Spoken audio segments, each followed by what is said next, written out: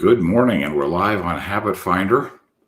We'll be live very shortly on the OgMent Facebook page. It's great to be with you this Monday morning, November 2nd.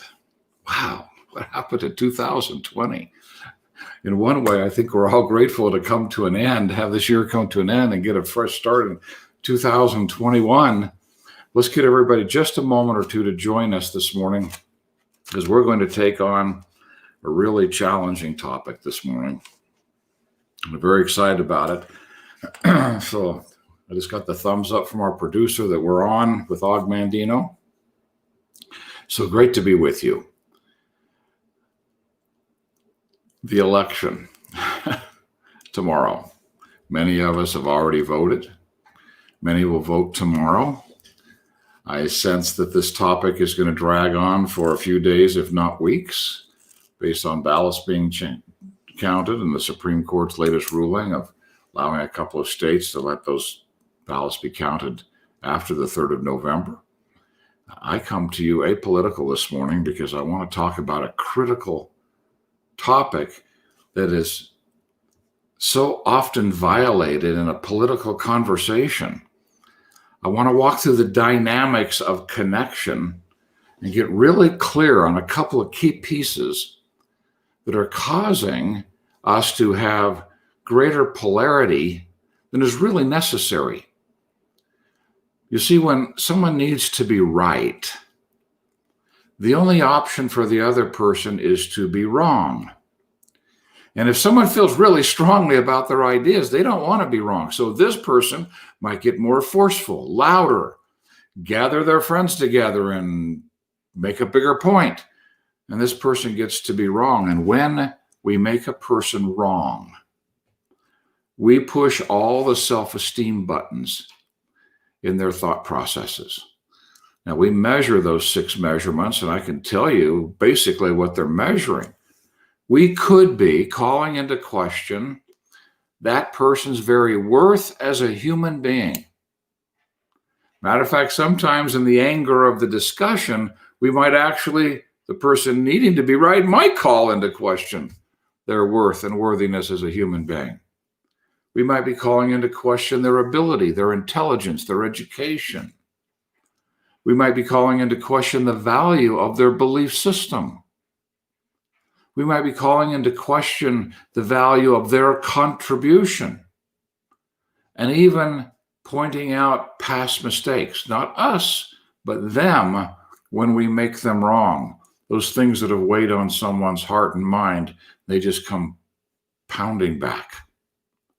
If we can understand this basic concept, that if we engage in a conversation that is right and wrong, win and lose, life and death, all and nothing, there are only 2 options, a winner and a loser.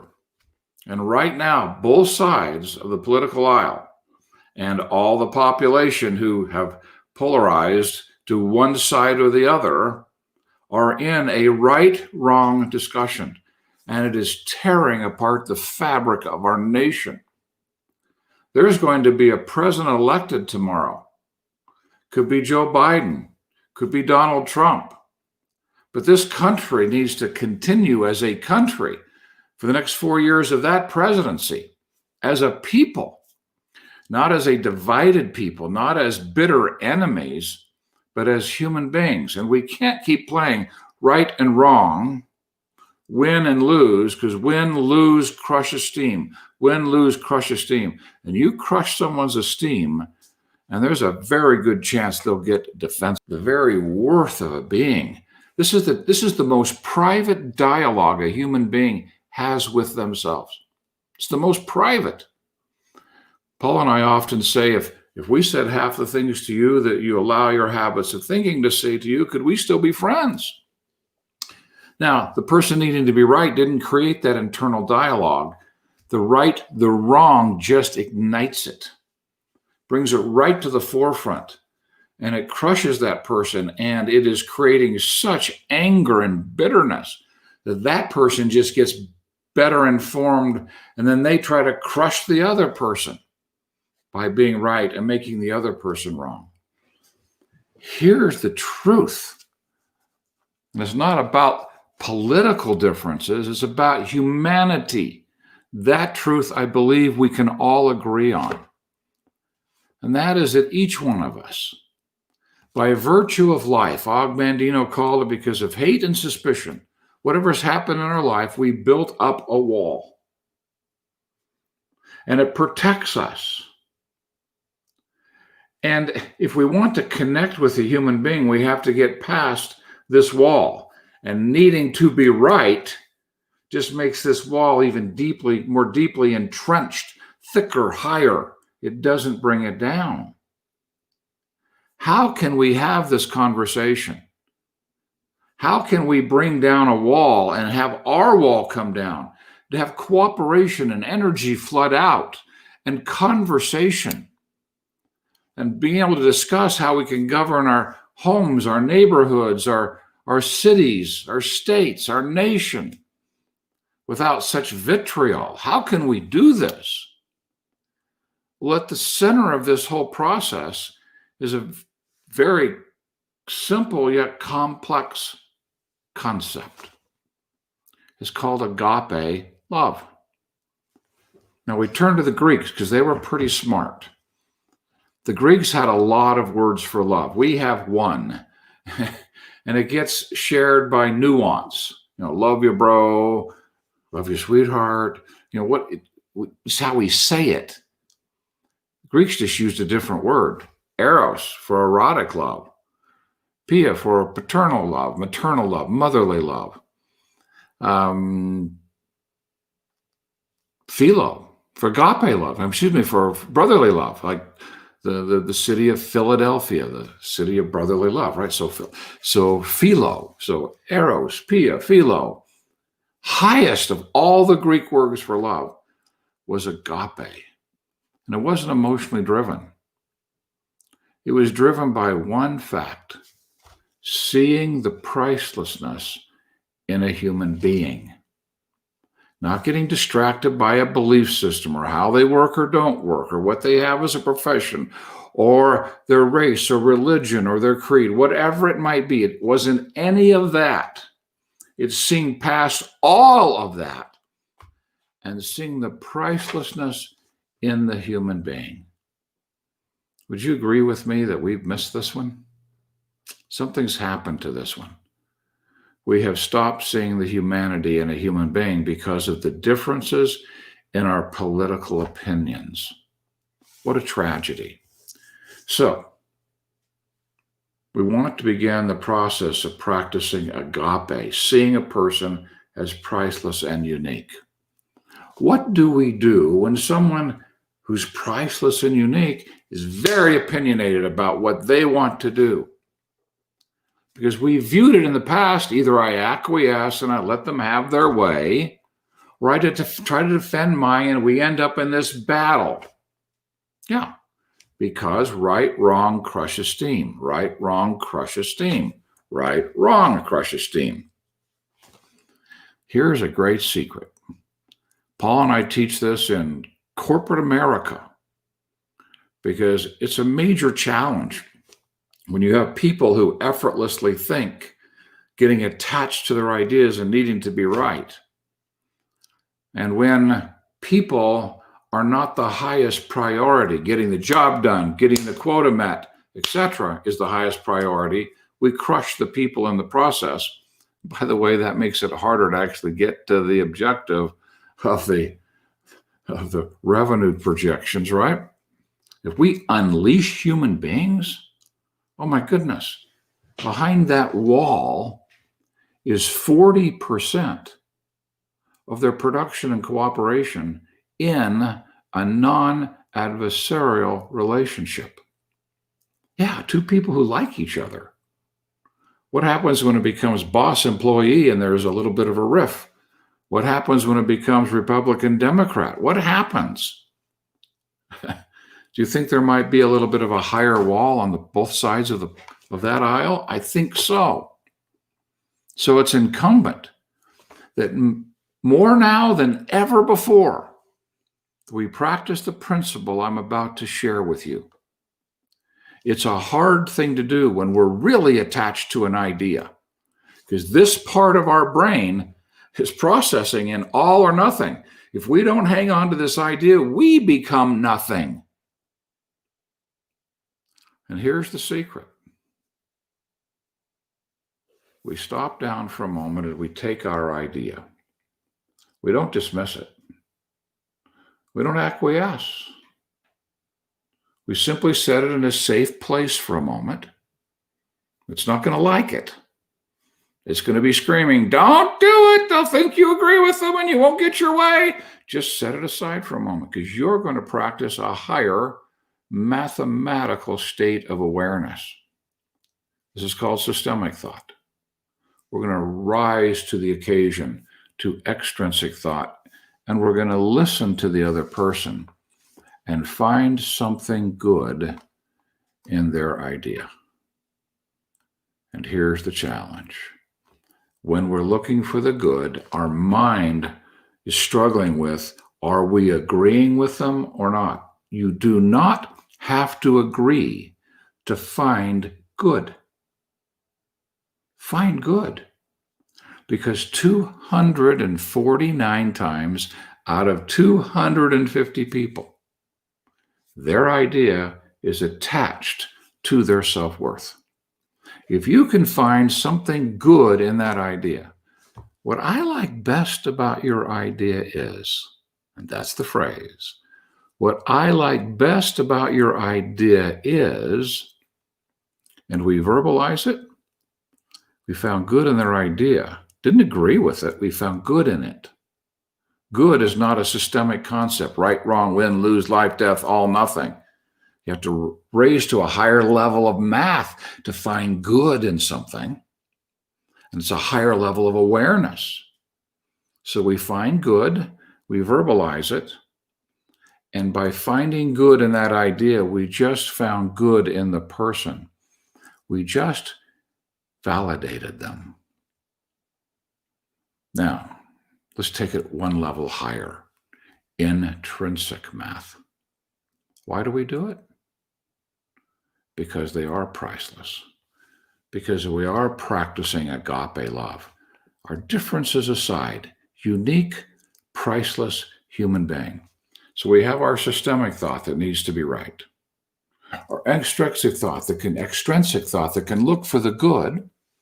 Our intrinsic thought, the highest and most aware thought, this agape, seeing their pricelessness. I would never want to crush them. Kevin Hall, who wrote the book Aspire, I remember the day he shared with Dan McCormick and me the word Genshai, Genshai. I wrote about it today. I begin a new life. Kevin was introducing me to Dan, Dan was introducing me to Kevin. That's the first time I'd met Kevin. And Kevin's first question was, what's your favorite word, Dave? And I said, inspire. He said, oh, I love that word. That means to breathe life into someone. Dan shared his, and then Kevin said, may I share mine with you? He said, I just learned it.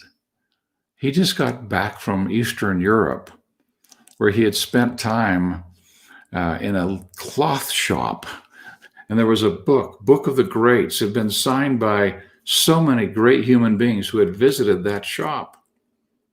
And the shop owner and he went to lunch, and the shop owner shared the word Genshai, an Indian word, which means never make anyone feel small, including yourself. But never make anyone feel small. That's the application of agape. Can you imagine if we lived in that space? We could take our ideas, not surrender them, not acquiesce to somebody else's, but just set it right there. We're honoring it. But now we're rising above that to extrinsic thought, looking for the good in a person's idea and verbalizing it because we care about the human being more than the need to be right. Now, some of these issues in this election are pretty tender. There's no question.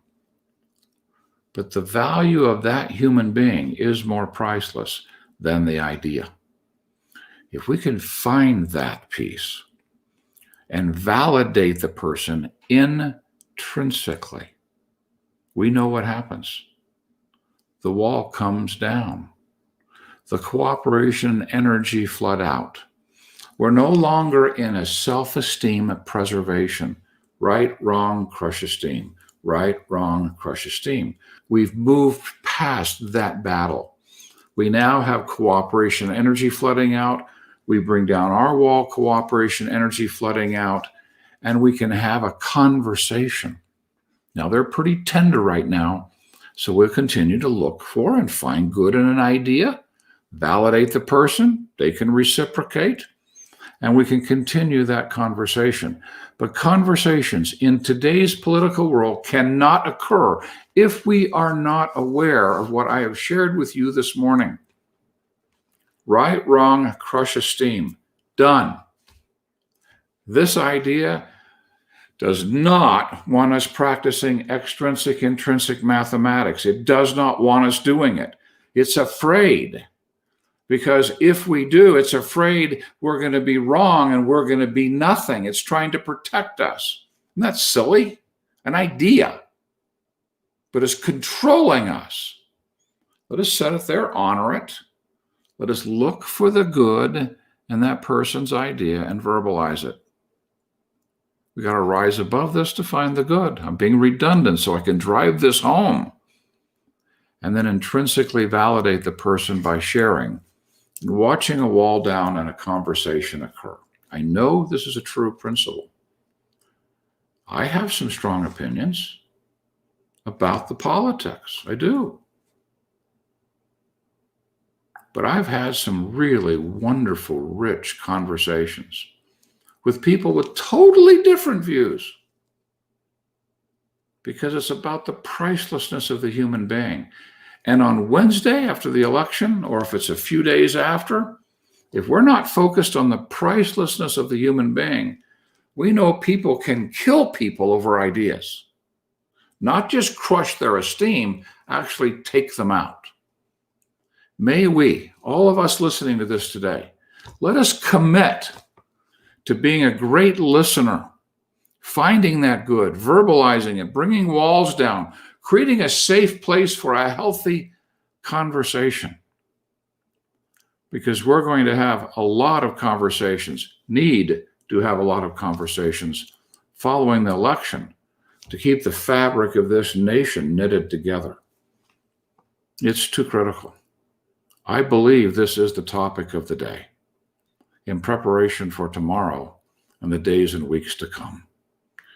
Let us practice this. Og said that love, agape love, is the greatest secret of success in all ventures. Muscle can split a shield and even destroy life, but only the unseen power of love, this agape love, can open the heart. Till I master this art, I'm no more than a peddler in the marketplace. I will use love as my greatest weapon, and none on whom I called can defend against his force. With this love, I can melt all hearts, like unto the sun whose rays soften the coldest clay. Let us go out in this world today. Let us be the one who rises to the occasion. Let us see if we can't ripple, because Og said it this way: I will take down their walls of hate and suspicion and build a bridge so that my love can enter their soul. And when we do that, it becomes contagious. Thanks, everyone. Let's go out and practice agape this week. See you soon.